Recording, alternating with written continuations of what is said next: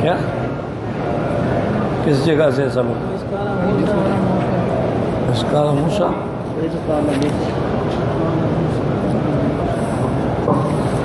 کون ہے اسکالا موسیٰ؟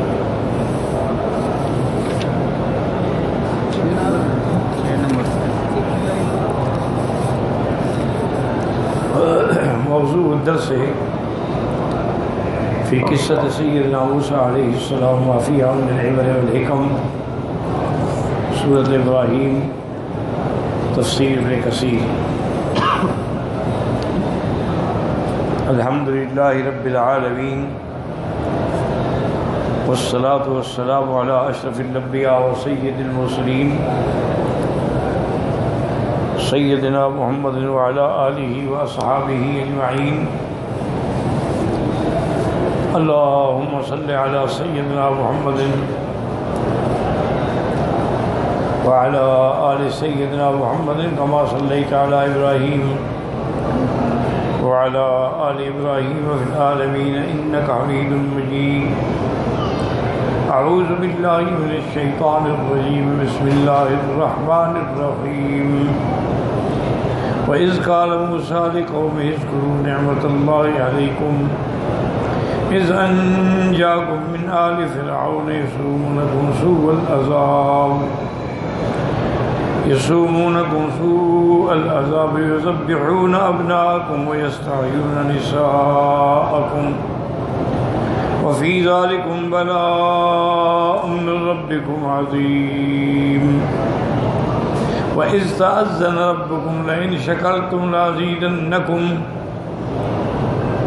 ولئن كفرتم إن عذابي لشديد۔ وقال موسى إن تكفروا أنتم ومن في الأرض جميعا فإن الله لغني حميد۔ قال المؤلف والمفسر رحمه الله تعالى أدام النفع بعلومه وعلومكم في الدارين آمين، إلى أن قال يقول تعالى مخبرا عن موسى عليه السلام حين ذكر قومه بأيام الله عندهم ونعمه عليهم إذ أنجاهم من آل فرعون وما كانوا يسومونه به من العذاب والإذلال، حيث كانوا يذبحون من وجد من أبنائهم ويتركون إناثهم فأنقذهم الله من ذلك، وهذه نعمة عظيمة۔ ولهذا قال تعالى وفي ذلكم بلاء من ربكم عظيم۔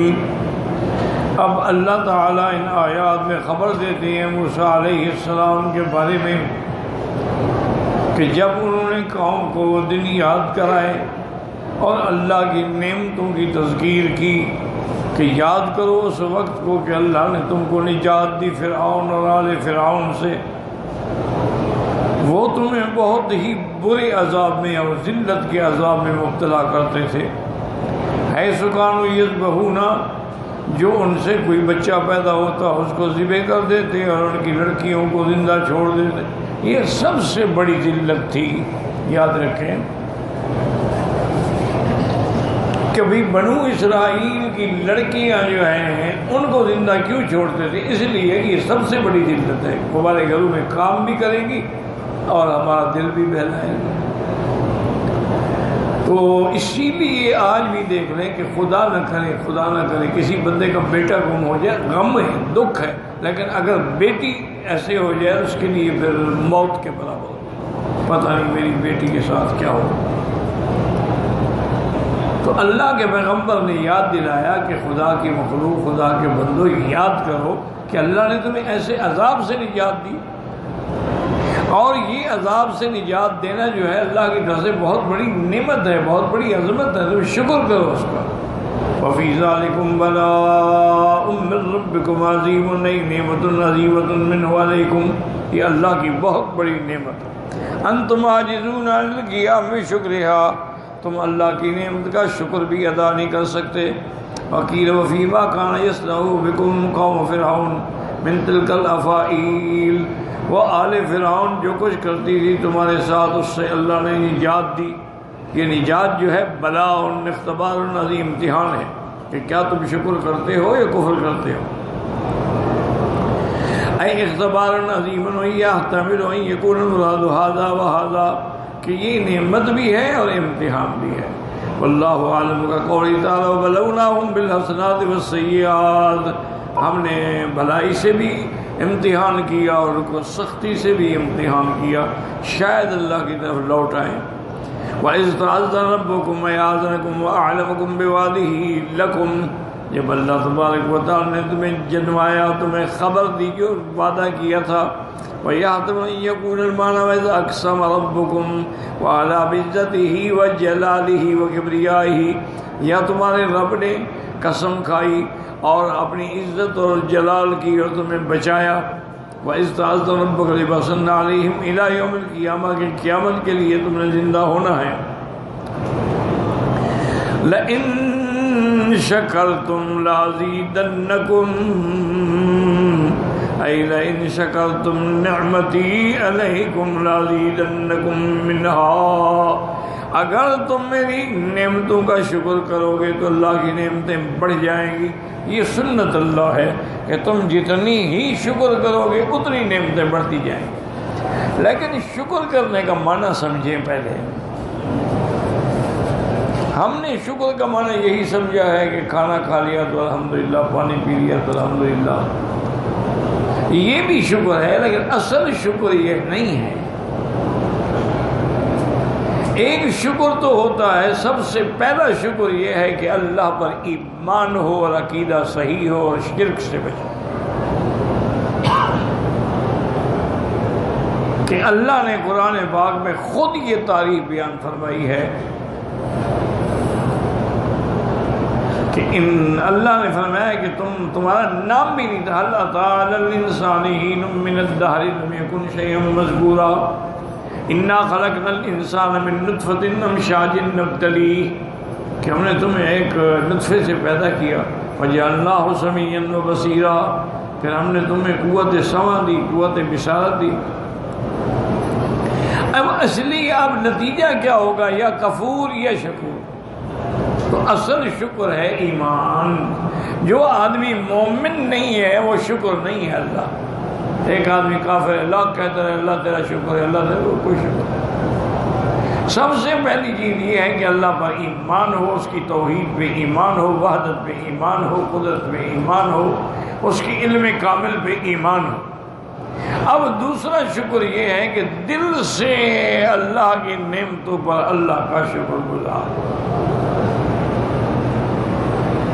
اور آخری درجہ یہ ہے کہ زبان سے بھی شکر کرے، ہر نعمت پر کہے الحمدللہ، پانی پیا تو الحمدللہ، کھانا کھایا تو الحمدللہ، الحمدللہ الذی اطعمنا وسقانا وجعلنا من المسلمین، اور اگر کوئی نیا کپڑا پہنا تو الحمدللہ الذی کسانا من العراء، تو یہ بھی شکر ہے۔ لیکن اصل شکر ایمان، شکر بالقلب، شکر باللسان، اور جتنا تم شکر کرتے جاؤ گے اتنا اللہ کی نعمتیں بڑھتی چلی جائیں گی۔ لَئِن شَكَرْتُمْ لَأَزِيدَنَّكُمْ وَلَئِن كَفَرْتُمْ، اگر تم نے میری نعمتوں کا کفر کیا، کیا معنی کہ نعمتوں پر ایمان لانے کے بجائے تم نے کفر کیا، انبیاء کی اطاعت کے بجائے تم نے تکذیب کی۔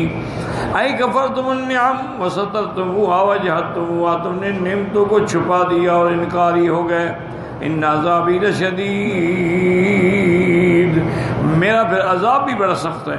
وَذَلِكَ يَصْرِفُ عَنْهُمْ وَيَكَابُ إِيَّاهُمْ عَلَىٰ كُفْرِهَا، ایک تو یہ بھی ہے کہ اللہ وہ نعمت چھین لیتے ہیں۔ جب آدمی نہ شکری کرے نا جی تو اللہ وہ نعمت بالکل نہیں رہنے دیتے۔ اس کی مثال علماء نے بیان کی ہے کہ آپ دیکھیں کہ شیعہ مذہب کی بنیاد ہی تقیہ پہ ہے، یعنی جھوٹ پہ ہے۔ تو جب ان کی بنیاد جھوٹ ہے تو اللہ نے ان کو صدیق کی صداقت سے ایمان سے محروم کر دیا۔ وہ نعمت ہی چھین لی اللہ نے۔ تو اللہ تبارک و تعالیٰ جب اپنی نعمتیں دیتے ہیں، اگر تم شکر نہ کرو تو پھر اللہ وہ نعمت چھین لے۔ اس لیے فرماتی ایک تو یہ نعمت ہے کہ اللہ نے وہ نعمت چھین لی، اور اس کے بعد کہ جا فی الحدیث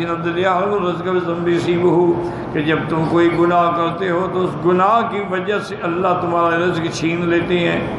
وفی المسند انس مر به سائل فاعطاه تمرة تسخطها ولم يقبلها ثم مر به آخر فاعطاه إياها فقبلها وقال تمرة من رسول الله صلی اللہ علیہ وسلم 40 درہما۔ حضور کے سامنے ایک سائل، ایک فقیر آیا، ایک کھجور کا دانہ تھا، حضور نے دے دیا، مگر نہیں میں ایک کھجور کا دانہ لے کے کیا کروں گا۔ تھوڑی دیر گزری کہ ایک اور سائل گزرا، آپ نے اس کو فوراً کہا کمال ہے، حضور کے ہاتھ سے مجھے ایک کھجور کا دانہ مل گیا، اس سے بڑی نعمت کیا ہو سکتی۔ تو اس نے جب شکر کیا تو خدا کی قدرت یہ ہے کہ اللہ تبارک و تعالیٰ نے اپنے نبی کو حکم دیا کہ اس کو بیت المال سے مدد کریں، اس میں 40 درہم بھی عطا کیے گئے۔ او کما قال الامام حدثنا صدقہ حدثنا مات السیدلانی عن ثابت بن انس قال النبي صلی اللہ علیہ وسلم سائل فامر تمدن یاخذها او وحش بها قال وضع فامر سبحان اللہ تمد من رسول اللہ۔ کہا یہ بڑی نعمت ہے، حضور کے ہاتھ سے ایک کھجور کا دانہ مل جائے۔ فقال للجاری النبی ام سلمہ 40 درہما التي عندها، آپ نے اپنی باندھی سے فرمایا کہ بی بی ام سلمہ کے پاس جاؤ، اس کے پاس جو 40 درہم رکھا ہے وہ بھی اس مسکین کو دے دو۔ تفضل به الامام احمد وعمر ذات نسق الابار محمد یا سفیان وقال ابن معین صالح وقال ابو زرعۃ لا باس به وقال ابو حاتم یکتب حدیث ولا يحتج به لیس بالمتین، کو بڑا قوی قاری راوی نہیں تھا۔ وقال بخاری ربما یضطرب فی حدیثہ، امام بخاری فرماتے ہیں اپنی حدیث کی روایت میں اضطراب کبھی کچھ کبھی کچھ۔ وان احمد کا احادیث منکر، بہت ساری منکر حدیثیں بھی بیان کی ہیں۔ وقال ابو داؤد لیس بذاک دارقطنی لا باس به من یکتب حدیثہ۔ وقال موسیٰ ان تکفروا انتم ومن فی الارض جمیعا۔ اب موسیٰ علیہ السلام نے اپنی قوم سے کہا بدبختو اگر تم بھی اور ساری مخلوق جو زمینوں میں ہے آسمانوں میں ہے اگر سب کفر کریں تو اللہ کو کیا ضرورت ہے؟ اللہ تو غنی ہے اور اللہ تبارک و تعالی حمید ہے۔ ہوا غنی عن شکر عبادی، اس کو کسی کے شکر کی کوئی ضرورت نہیں۔ وَهُوَ الْحَمِيدُ مَنْ الْمَحْمُودُ وَإِنْ كَفَرَهُ مَنْ كَفَرَهُ، چاہے کفر کرنے والے کفر کرتے رہیں، وہ وہی ذات ہے جو سراپا محمد کے لائق ہے۔ ایسے فرمایا ان تکفروا فإن اللہ غنی عنکم، اور اسی طرح دوسری آیت فرمایا کفروا وتولوا واستغنى اللہ واللہ غنی حمید۔ ان نے کفر کیا، اعراض کیا تو اللہ بھی بے پرواہ ہے، اللہ تو غنی ہے، اللہ تو تمام محامد کے لائق ہیں۔ وفی صحیح مسلم نبی صلی اللہ علیہ وسلم رسول اللہ فیما یروی ربی قال یا عبادی، اس حدیث مبارک میں ہے جو صحیح مسلم میں حدیث ہے کہ یہ حدیث قدسی ہے کہ اللہ پاک فرماتے ہیں کہ یا عبادی، اے میرے بندو، لو ان اولکم وآخرکم وَإِنسَكُمْ وَجِنَّكُمْ كَانُوا عَلَىٰ أَتْقَىٰ قَلْبِ رَجُلٍ وَاحِدٍ مِّنكُمْ، اگر تمہاری ساری مخلوق انسان اور جن سارے متقی بن جائیں، مَا زَادَ ذَلِكَ فِي مُلْكِي شَيْئًا، ان سب کا ایمان لانا متقی بن جانا میرے ملک میں کوئی اضافہ نہیں کرتا ہے۔ وَيَا عِبَادِي لَوْ أَنَّ أَوَّلَكُمْ وآخركم وإنسكم وجنكم كانوا على أفجر قلب رجل واحد منکم، اگر سارے انسان سارے جن مل کر نعوذ باللہ فاجر بن جائیں، فرمایا کہ اس کے بعد ما نقص ذلک فی ملکی شیئا، یہ میرے ملک سے کوئی ذرے کے برابر بھی کمی نہیں کر سکتے ہیں۔ یا عبادی لو ان اولکم وآخرکم وانسکم وجنکم قاموا فی صعید واحد، اگر تمام انسان تمام جن ایک میدان میں کھڑے ہو جائیں اور ہر آدمی مجھ سے اپنے بارے میں سوال کرے، فَأَتَيْتُ كُلُّ إِنسَانٍ مَسْأَلَتَهُ مَا نَقَصَ ذَلِكَ مِن مُلْكِي شَيْئًا، میرے ملک سے ذرے کے برابر بھی کمی نہیں ہوگی۔ كَمَا يَنْقُصُ الْمَخِيطُ إِذَا دَخَلَ الْبَحْرَ، جیسے ایک سوئی کو دریا کے اندر اگر آپ ایسا کریں پھر کھینچ دیں کتنا پانی کا، تو میرے ملک میں اتنی بھی کمی نہیں ہوگی۔ سبحانہ وتعالی الغنی الحمید۔ الم یاتکم نبأ الذین من قبلکم قوم نوح وعاد وثمود والذین من بعدهم لا يعلمهم الا اللہ، جاءتهم رسلهم بالبينات فردوا أيديهم في أفواههم وقالوا إنا كفرنا بما أرسلتم به وإنا لفي شك مما تدعوننا إليه مريب۔ قال ابن جرير رحمہ اللہ هذا من تمام قول موسیٰ علیہ السلام لقومه، حضرت موسیٰ علیہ السلام نے انتہا کر دی اور آخر میں یہ فرمایا کہ پہلی قوموں میں نظر ڈالو، ان نے تکذیب کی تو کیا حشر ہوا، تمہارا کیا ہوگا۔ وفیما قال خبر مستعار من اللہ تعالی هذه الامة فانه قد قيل قصۃ عاد و ثمود ليست في التوراۃ، کہ قصہ عاد و ثمود تورات میں نہیں تھا۔ ولو كان هذا من كلام موسیٰ لقومه وقصصه عليهم لا شك ان تكون هاتان القصتان في التوراۃ، اگر موسیٰ علیہ السلام اس کا ذکر فرماتے تو لازمی ہوتا کہ تورات میں ہوتا، لیکن تورات میں تو یہ قصہ ہے ہی نہیں۔ وبالجملة فالله تعالى قد قص علينا خبر قوم نوح وعاد وثمود وغيرهم من الأمم المكذبة للرسل مما لا يحصي عددهم إلا الله عز وجل۔ اصل یہ ہے کہ جملہ مستعرفہ ہے، اللہ نے حضور کی امت کو ڈرانے کے لیے یہ سارے واقعات بیان کیے ہیں، قوم عاد کا، قوم نوح کا، قوم ثمود کا، کہ ان نے جب انکار کیا تو کیا نتیجہ نکلا۔ جاءتهم رسلهم بالبينات أي بالحجج والدلائل الواضحات الباہرات القاطعات، تمام پیغمبر اپنے اپنی امتوں کے پاس آئے دلائل لے کر، کھلے دلائل، واضح دلائل بین کر۔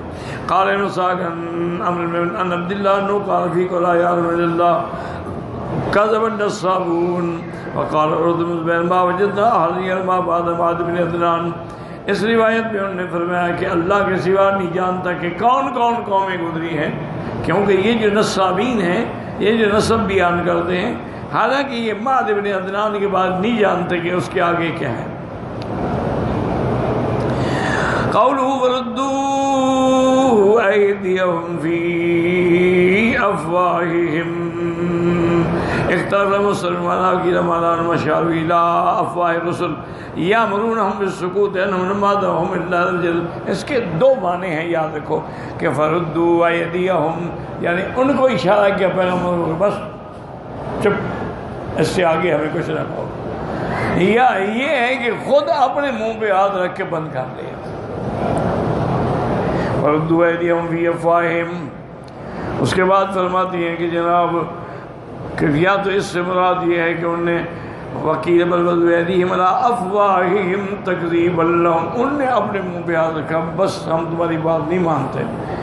وکیل بلباس سکوت من جواب رسول، بعض علماء کہتے ہیں اس کا معنی یہ ہے کہ پیغمبروں نے جو دلائل بیان کیے ان کا کوئی جواب نہ دیا، خاموش رہے۔ وقال مجاہد محمد نے کہا کہ انہم کذبوہم وردوا علیہم قولہم بافواہہم، اور بعض کہتے ہیں انہوں نے پیغمبروں کی بات کو جھٹلایا اور ان کی تکذیب کی۔ وتوجیہہ ان فیہا ہنا بمعنی الباء فردوا ایدیہم فی افواہہم اے بے افواہہم، فی با کے معنی میں ہے، وقد وسمع من العرب ادخل اللہ بالجنت یعنون فی الجنت، بافی کے معنی میں اور فی با کے معنی میں، بارغب فی عن لقیت ورحته ولکننی عن صفیس لست ارغب یرید ارغب بها۔ ويؤيد قول مجاہد تفسیر ذلك بتمام الکلام وقالوا انا كفرنا بما ارسلتم به، ہم نہیں مانتے جب اللہ نے آپ کو جو بھیجا ہے ہمارا ایمان نہیں۔ وَإِنَّا لَفِي شَكٍّ مِّمَّا تَدْعُونَنَا إِلَيْهِ مُرِيبٍ، اور جو آپ ہمیں دعوت دے رہے ہیں ہمیں اس میں بھی شک ہے۔